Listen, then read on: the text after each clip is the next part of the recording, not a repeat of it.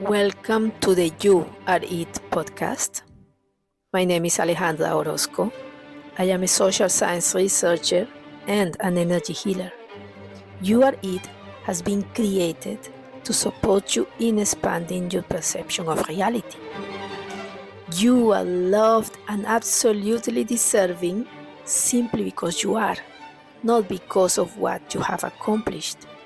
Join me and be ready to transform your beliefs and approaches as you enter the flow of becoming one with your highest good and your highest purpose.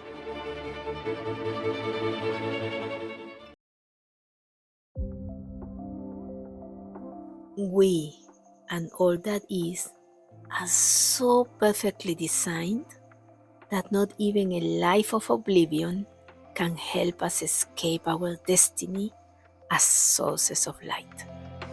It can only slow it down. It only takes awareness to reach that light. But what awareness entails is different for each and every soul. Let us explore this. Welcome to episode 9.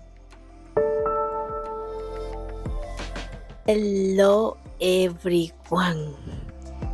Each of us is going through a process of becoming more aware of a number of things about reality that we, as is normal, filter and shape to our liking using what we know best, such as our mental habits, our conditioning, our beliefs, cultural practices, and the like. Today, let us dive into one of these aspects or dimensions of reality that we are becoming aware of. And let us try to approach it with a sense of curiosity, newness, and awe, and from a place of surrender.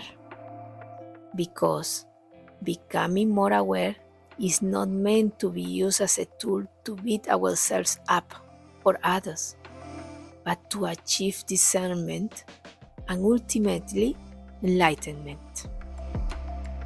Indeed, what is being asked from us is that we grow in our ability to discern that which is true from that which is illusion, and that we consistently connect with our compassion for self and others. This reality in which we find ourselves is a collective creation. We have made individual and collective choices about various aspects of reality that have profoundly shaped our experiences and the experiences of others. Today, we are taking a ride to see the profound fact that we are making choices and decisions all the time. Sometimes they look big and sometimes they look small. Sometimes they are classified as material activities and sometimes they are classified as spiritual practices.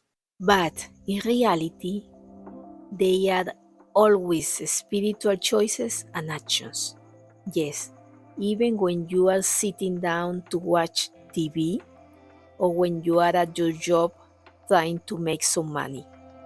At all times, you, a spiritual being who happens to be wearing a body and playing some roles in the world at that moment, are made of that which is eternal. And everything you do affects that which is you, the eternal being. When you study, play, write, dance, cook, or sleep, you are engaged in a spiritual practice through various expressions of you, the eternal being. Similarly, when you do what you do, you are using your whole eternal being. So, the difference between being engaged in prayer and being a carpenter using a hammer has nothing to do with a spiritual or non-spiritual practice. No, each time you do either action or activity, you are using your entire being, but your focus of attention gives each activity a different meaning. In the former, you are focused on talking to the Creator or what you believe to be the primary source of your existence. In the latter, you are focused on addressing a 3D issue or material activity. Despite your focus of attention, your entire being is involved in everything you do. To take another example, just notice when you have deep feelings for someone. People may tell you, oh, you are being all hurt. You have to use your mind. You have to be realistic, etc. But in reality, every part of your being is involved when you are in love or in the feelings or whatever you want to call it. First, your thoughts are in motion, so much so that your mind is fully involved in the process, offering you streams of thoughts about the object of your adoration, but also thoughts about your worries, your tasks, your beliefs. And yes, in your heart, the feelings are as deep as the ocean, but it goes beyond the heart. You can feel your chest and belly full of butterflies. And also, physical sensations are transformed, like your perception of the weather, of temperature, of physical pain, down to the cellular activity of your body are also involved and changed when you are in love. No part of you is unaffected by the state of being that is created by being in love, but your focus is primarily on the feelings of your heart. And this narrow focus causes you to have narrow conscious perceptions and narrow conclusions about your reality. Every action is an action that you are doing on your spiritual path, regardless of the action itself. Yes, it is not because of the action, but because of you. You are a spiritual being, and everything you do has a spiritual connotation and effect. You may want to compartmentalize your actions and solve them by visible material results, such as working to get money. However, staying aware that everything is an aspect of our spiritual journey serves all of us in leaps and bounds. Otherwise, it will be like saying that every time I use my hands, I'm not using my brain, or vice versa, or that every time I run, I'm not using my ears.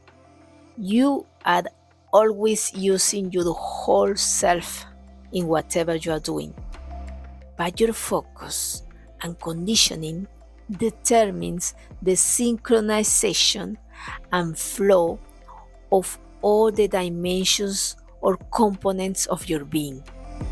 And when we are out of sync, it can manifest as illness, depression, sadness, disconnection, isolation. In these moments of crisis, and at all times, the whole of you guides you to allow the whole of you to be involved, both your intuition and your mind, your willingness to let go and your willingness to embrace, your full acceptance of your material limitations and your full awareness of your infinite self.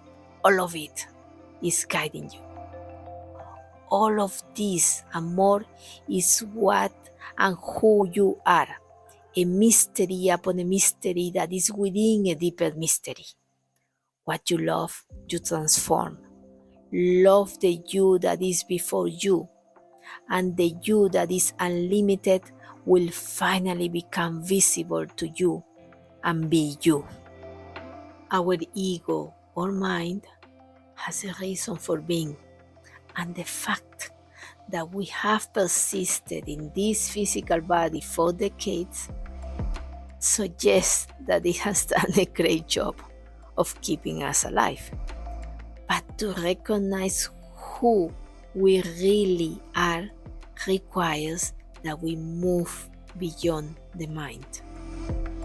We have spoken of this before, but the point now is that as we become aware, we move towards embracing all aspects of self, all aspects of you as a spiritual being. And as you embrace the whole of you, you shed that which limits the expression of the eternal unlimited you.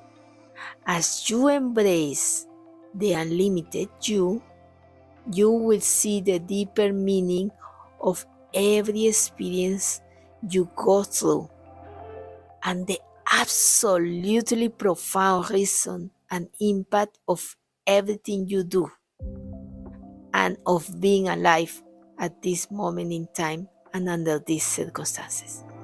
And yes, you are both the seeker of the path and the path you seek. In last week's episode, we mentioned about increasing our awareness of the emotions and limiting beliefs that shape our experiences. Well, such awareness will assist you in entering a state of flow as you let go of resistance to the you that is now. And as you let go, the unlimited you that truly is will come to the forefront of your reality. Let's look at this a little bit more. I'm sure most of you have heard the beautiful song One Moment in Time by Whitney Houston. Each day I live, I want to be a day to give the best of me. I'm only one, but not alone. My finest day is yet unknown. I broke my heart, fought every gain to taste the sweet. I faced the pain, 9 days and 4, yet through it all, this much remains. I want one moment in time when I'm more than I thought I could be, when all of my dreams are a heartbeat away and the answers are all up to me. Give me one moment in time when I'm racing with destiny. Then in that one moment of time, I will feel eternity. For over 40 years, I have lived with the belief that I could not sing. Yes, it only took me to hear a few times the words, "Alejandra, you cannot sing," coming from someone close to me with a talent for singing, for me to stop expressing myself through singing. However, it was only in this month of August 2024 that I realized that what was said to me never meant that I could not sing, but only that I did not have the voice of a singer. Not having a singer's voice does not mean you cannot sing. We can all sing. Yes, only a few have the talent of Whitney Houston or Paloma San Basilio, but mine, we can all sing. Once a limited belief is born out of a limited perception of self, we are subject to it. Like a leaf is subject to the wind. It will move it and push it to its liking. And to the extent that we remain unaware of ourselves and our limiting beliefs, these beliefs will shape the decades of our existence, preventing us from being fully authentic and expressing ourselves fully whenever we feel the inclination to do so, like when we want to sing a song. It does not take much from the world to frighten our ego and lock us into strong, invisible, limiting beliefs that we create to protect ourselves from being criticized, from being seen as vulnerable, from being seen as untalented, from being seen as inadequate, out of place, or weird, from being seen as not conforming to a world of uniformity, where only those who have a singing voice have the right to be the ones singing. But allow me to use this real-life example of mine to further explore what I am saying in this episode. This song is like a prayer, asking for a moment when we are all that we think we can be, a moment where all of the answers are with us and our dreams can simply manifest at will. This song has always touched my heart. I love both the music and the lyrics so much, but my perception of it has changed so radically over the years. Because, you see, you have always been more than you think you can be.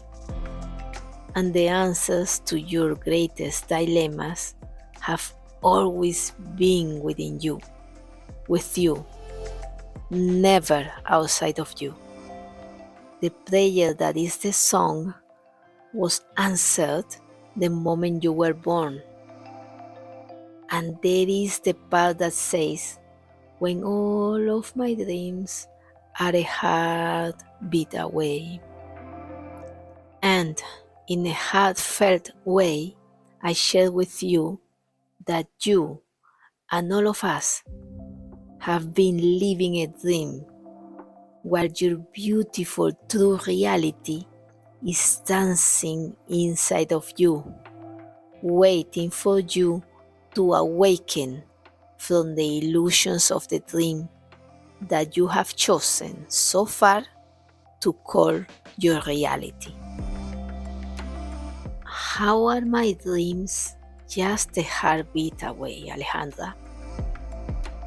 All of your dreams of greatness, fulfillment, abundance, happiness, health manifest in your physical world when you align with the whole giant, unlimited spiritual beast that you are.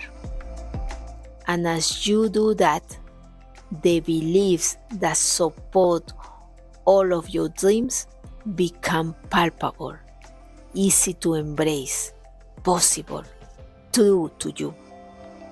And as you align at the level of consciousness, your physical experience reflects your dreams back to you.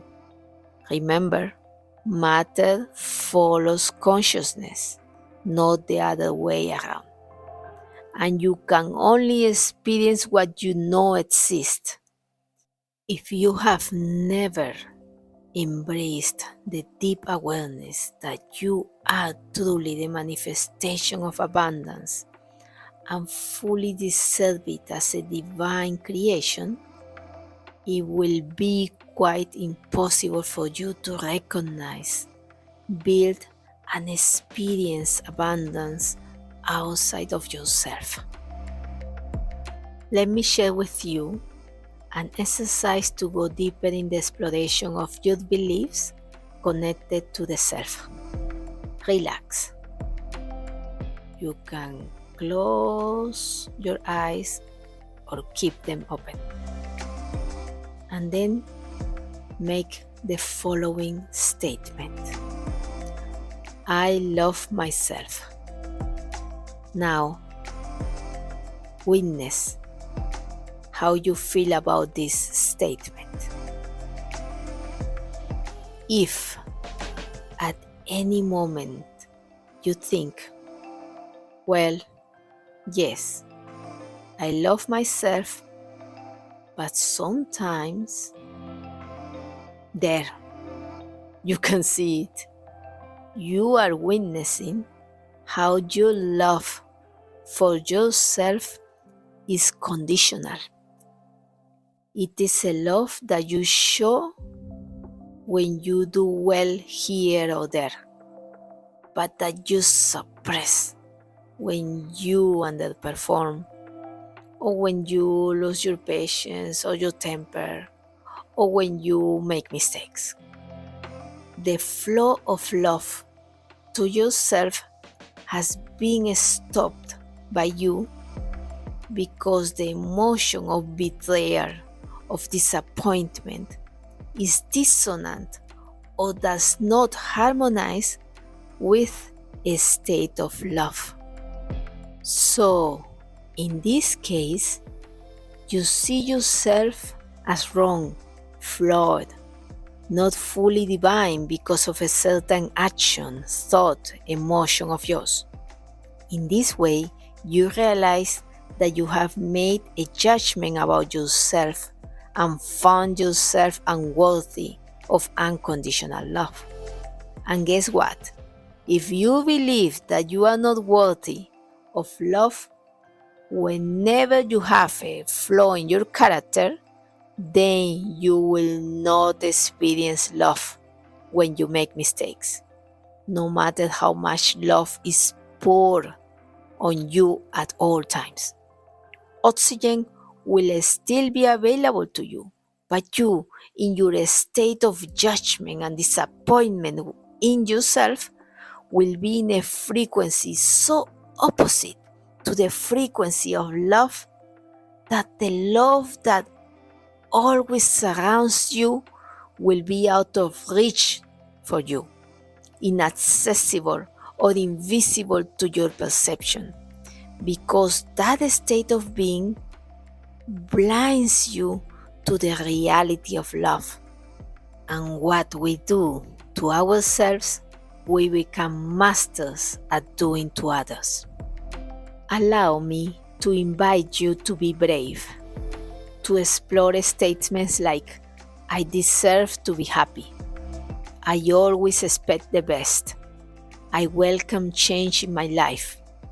The universe is run by divine intelligence, to name a few. Please notice how these statements are sound, non-limiting beliefs that, once embraced, can completely transform the way you experience this material reality. But if you find objections to these statements, you can be sure that it is a belief that keeps you from recognizing your beauty and perfection as a divine creation. A conditioning that limits your awareness of your unlimited nature within this limited reality. Use The truth that everything in your reality is ultimately connected to your spiritual evolution.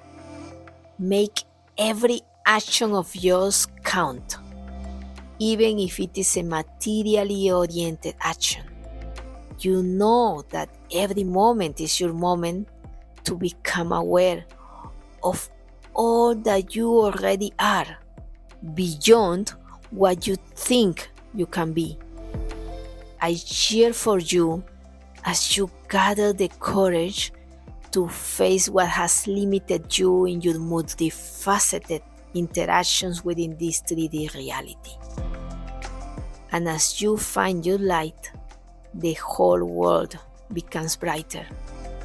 Make no mistake, resolving your inner struggles and transcending your limiting beliefs is the best gift you can give to this planet and everything in it.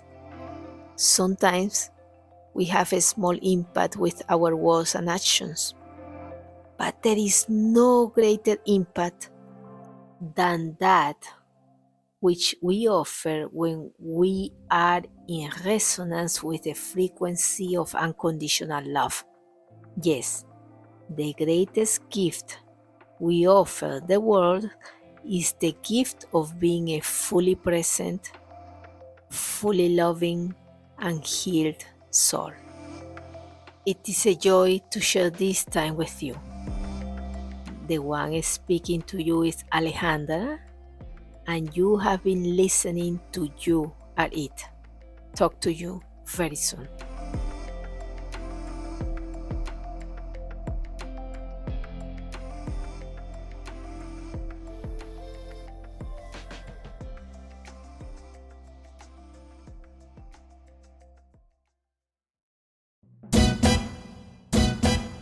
Rumi once said, "You search the world for treasures, but the real treasure is yourself." This is the essence of our message on the You Are It podcast. You are the treasure waiting to be discovered or enjoyed. You are the flame that never consumes itself and the light that shines everywhere. Now you are home. Please know that you are most welcome. Stay tuned as we look forward to sharing something of value on every episode.